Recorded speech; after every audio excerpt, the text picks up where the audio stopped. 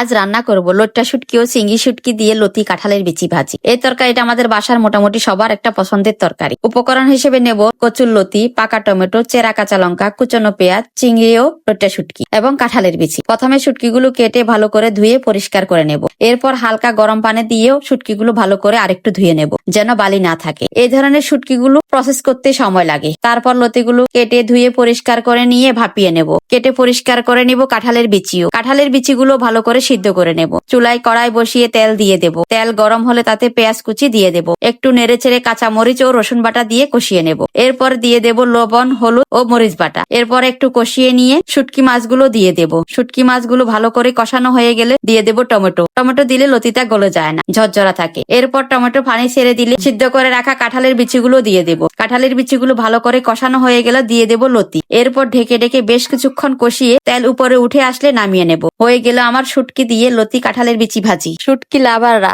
জীবনে একবার হলেও এভাবে ট্রাই করে দেখবেন, খেতে অসাধারণ।